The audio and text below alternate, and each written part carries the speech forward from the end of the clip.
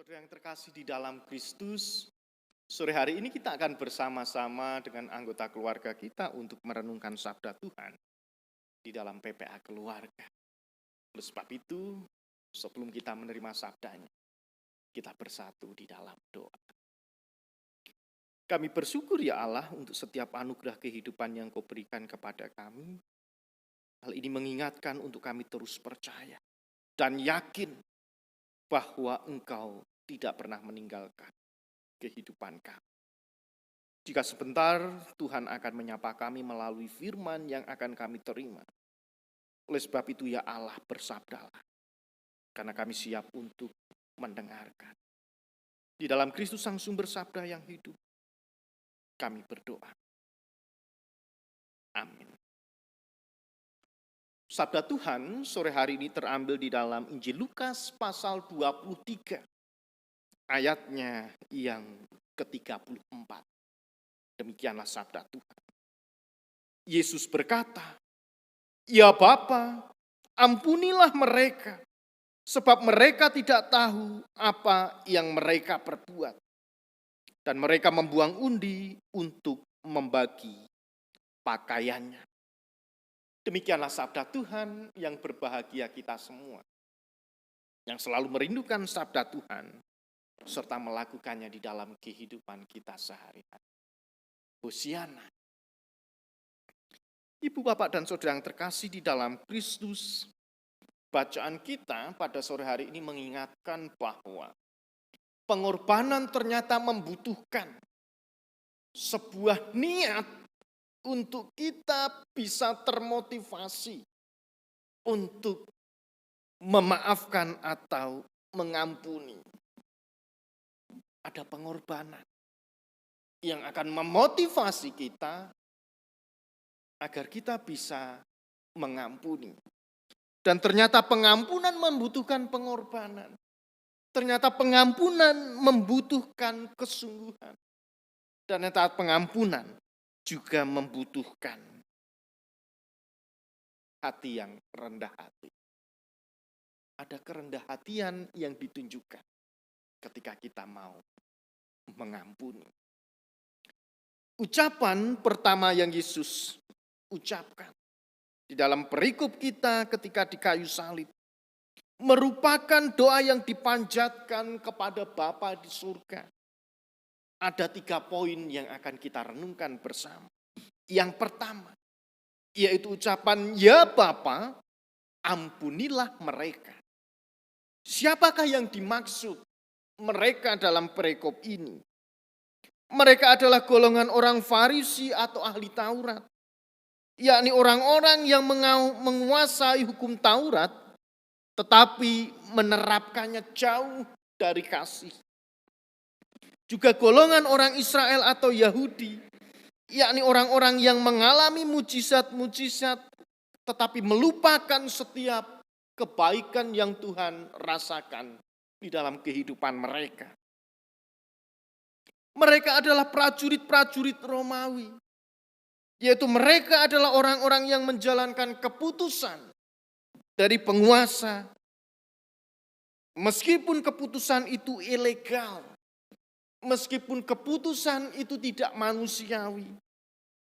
Semua golongan mewakili manusia yang telah menyalibkan Yesus yang tidak bersalah.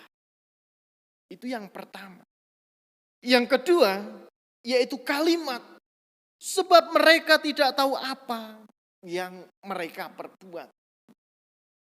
Tuhan Yesus mengatakan bahwa mereka tidak tahu akan apa yang mereka perbuat. Tidak tahu artinya, tidak tahu bahwa mereka sedang berpihak kepada dosa. Mereka, orang-orang yang menyalibkan Yesus, mereka tidak tahu kalau mereka saat itu berpihak kepada dosa. Mereka menghukum orang yang tidak bersalah dengan dasar kebencian. Mereka menghukum orang yang berpihak kepada yang lemah. Dan bahkan sering disebut kasih kepada siapapun. Mereka begitu antusias menghukum dan menikmati keberhasilan mereka menghukum Menikmati ketika mereka berhasil menghukum. Karena mereka juga tidak tahu bahwa yang mereka hukum adalah Allah yang menjadi manusia, yang datang sebagai juru selamat semua orang yang berdosa. Itulah sebabnya Tuhan Yesus mengatakan, sebab mereka tidak tahu apa yang mereka perbuat. Dan yang terakhir, yang diungkapkan, dipanjatkan Tuhan Yesus di dalam doanya, ampunilah mereka. Artinya di sini Yesus penuh dengan kasih. Ada kemurahan hati Allah seolah tidak terpengaruh dengan sikap orang-orang yang pada waktu itu membenci. Atau bahkan memanfaatkan keadaan untuk turut menyingkirkan Tuhan Yesus. Maka Tuhan Yesus mengatakan, ampunilah mereka. Artinya di sini Tuhan Yesus sedia berkorban bagi manusia yang berdosa. Dalam ibadah umat Israel, setiap pengampunan diterima setelah melewati ibadah korban. Pada saat itu Tuhan Yesus sendiri mau menjadi korban. Menyerahkan diri sebagai korban. Sebagai pengganti supaya manusia diampuni dan juga diselamatkan. Nah, Ibu, Bapak, dan Saudara yang terkasih di dalam Kristus. Melalui perkataan ataupun doa yang dipanjatkan Tuhan Yesus di kayu salib. Maka mari kita ini menjadi sebuah suluk untuk mengobarkan semangat kita. Yaitu semangat kasih, semangat cinta kepada Tuhan dan juga sesama. Lihatlah apa yang sudah dilakukan Tuhan Yesus. Bahwa Kristus menderita sedemikian rupa. Menjadi korban tebusan. Menjadi korban kebencian. Dan bahkan menjadi korban ketidakadilan yang pada waktu itu dilakukan oleh penguasa Romawi dan juga orang-orang yang pada waktu itu tidak suka dan juga membenci Tuhan Yesus. Nah, Ibu, Bapak, dan Saudara yang terkasih di dalam Kristus.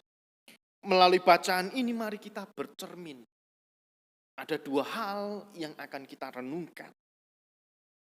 Terkadang kita sering merasa benar. Segala sesuatu yang kita lakukan itu seolah-olah benar. Jika ada sesuatu yang menganggap kita salah, terkadang orang lain itu justru yang salah memandang kita. Itu pikiran kita. Atau bahkan kita cenderung merasa benar, paling benar. Dan bahkan kita menyalahkan Tuhan. Tuhan salah. Karep iki ngene Gusti. Gusti iki kok ya ora paham. Terkadang kita merasa paling benar dibandingkan Tuhan. Inilah yang sering kita lakukan di dalam kehidupan kita. Di dalam kehidupan keluarga. Di dalam kehidupan bergereja, bermasyarakat, dimanapun kita berada. Cenderung kita ingin merasa benar. Orang lain salah. Dan bahkan Tuhan pun terkadang kita salahkan. Dan yang kedua, melalui pengorbanan yang Tuhan Yesus lakukan, ternyata kita diingatkan untuk mengampuni kepada setiap orang yang sengaja atau tidak sengaja itu sudah berbuat salah kepada kita. Terkadang kita ini seperti orang Romawi. Terkadang kita ini seperti ahli-ahli Taurat. Terkadang kita ini seperti orang-orang Yahudi, orang-orang Israel. Yang sudah ditolong Tuhan. Yang sudah merasakan mujizat Tuhan. Tetapi terkadang kita lupa akan perbuatan yang luar biasa yang Tuhan berikan. Justru kita menyalibkan Tuhan untuk kedua kali di dalam kehidupan kita. Nah, Ibu, Bapak, dan Saudara yang terkasih di dalam Kristus. Melalui perenungan kita sore hari ini, mari kita melihat diri kita, melihat keluarga kita, melihat gereja kita. Sudahkah ada pengampunan di dalam kehidupan? Dan bahkan pengampunan itu menjadi kunci untuk kita ini bisa bersyukur. Dan bahkan ada nats yang mengatakan, jika masih terselip, terbesit sesuatu yang kurang baik di dalam hati kita, baiklah kita keluar. Kita berdamai dulu dengan saudara kita yang memiliki masalah, baru kita datang kepada Tuhan untuk memberikan syukur, persembahan kepada Tuhan.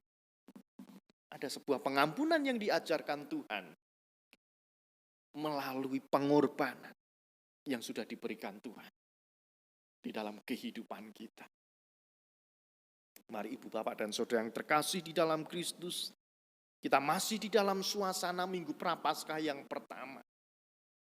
Mari kita melihat karya Allah. Sudahkah kita ini layak dan benar di hadapan Tuhan? Atau justru kita sering menyalahkan? Dan yang kedua, sudahkah ada pengampunan di dalam kehidupan kita? Dibutuhkan pengorbanan, dibutuhkan kesungguhan, dan bahkan melalui pengampunan yang ditunjukkan Tuhan, ada darah yang tercurah. Begitupun juga di dalam kehidupan kita. Memang harus ada darah. Darah bukan berarti darah yang sesungguhnya, tetapi pengorbanan tadi yang harus benar-benar menunjukkan bahwa kita bisa rendah hati, legowo, ikhlas untuk menghilangkan segala iri, benci, dengki di dalam kehidupan kita, agar pengampunan itu nyata dan pengorbanan Kristus menjadi teladan di dalam kehidupan kita. Ya Bapa, ampunilah mereka sebab mereka tidak tahu yang mereka perbuat. Selamat mengampuni, selamat mencari kehendak Tuhan bersama dengan anggota keluarga kita. Selamat menikmati minggu-minggu Prapaskah yang pertama. Roh Kudus menolong dan menuntun kita. Amin.